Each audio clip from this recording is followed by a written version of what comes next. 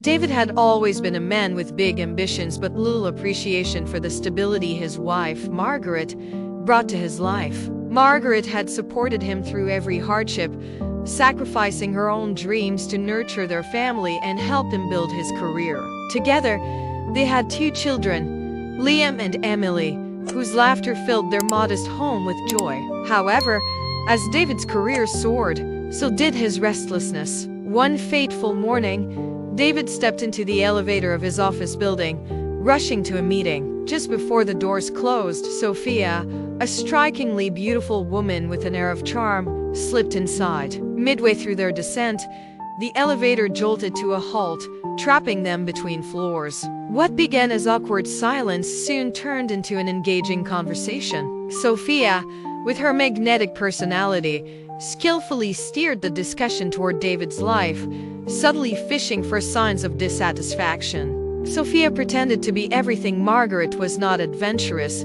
carefree, and endlessly understanding. She painted herself as the antidote to David's perceived monotony. "If I were your partner," she said with a faint sincerity, "I'd make sure you felt like the king you are every single day." David was enthralled. Over the weeks that followed, Sophia intensified her pursuit, orchestrating chance encounters and planting seeds of doubt in David's mind about his marriage. She showered him with flattery and affection, whispering dreams of a glamorous life they could share. Blinded by her allure, David began comparing Margaret's practical love to Sophia's intoxicating promises. It wasn't long before David made a decision that would shatter his family. He confessed to Margaret that he was leaving her and the children for Sophia. Margaret, heartbroken but dignified, simply replied, "I hope you find the happiness you're searching for." Liam and Emily's tearful pleas fell on deaf ears as David moved out, convinced he was stepping into a brighter future. Initially, life with Sophia felt like a dream. She encouraged David to invest in expensive ventures, persuading him to sell the family home and liquidate his savings. She promised to double his wealth through her connections.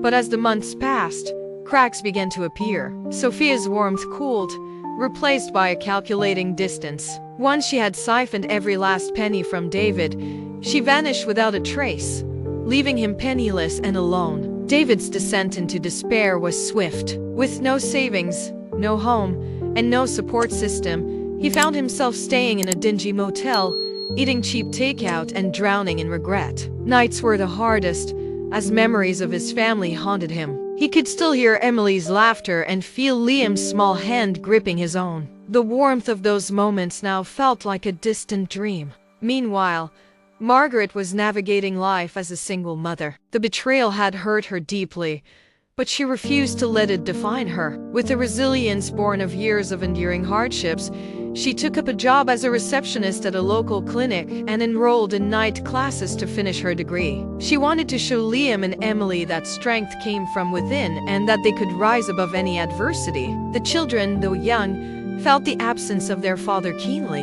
Liam, the older of the two, often acted out in school, while Emily clung to her mother, fearing she might leave too. Margaret worked tirelessly to reassure them, balancing her work, studies, and their emotional needs. Slowly, their home began to heal, though the scars remained. David's attempts to reach out to Sophia went unanswered. He spent weeks trying to track her down, only to discover she had moved to another city with her new victim. Realizing he had been nothing more than a pawn in her game, David was consumed by shame. He decided to seek closure by confronting the only person who had ever truly loved him, Margaret. When David returned to the neighborhood, he was struck by how much had changed in his absence. The house he had once shared with Margaret and the children was now occupied by another family. The sight of the swing set in the yard, once the source of his children's laughter, brought tears to his eyes.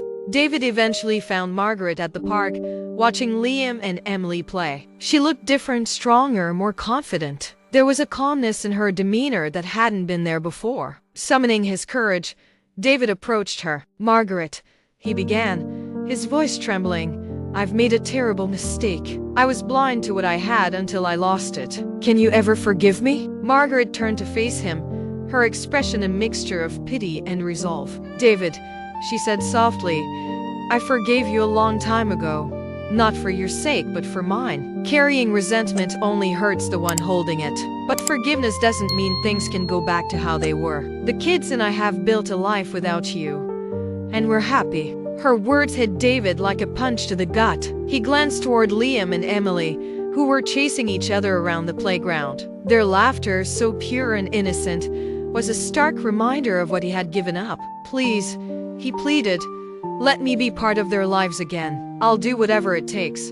Margaret considered his request. The children deserve to know their father, but rebuilding trust will take time. You can start by being consistent. Show up when you say you will. Prove to them that you're here to stay. David nodded, tears streaming down his face. Thank you, he whispered. I won't let them down again. The road to redemption was not easy. David took on a job at a local hardware store, determined to rebuild his life from the ground up. He attended therapy to address the issues that had led to his poor choices and worked hard to regain Liam and Emily's trust. Slowly, he began to reconnect with his children, joining them for weekend outings and school events. Margaret watched his efforts from a distance. Though she had no intention of rekindling their relationship, she respected the changes he was making. She knew it was for the children, and that was enough.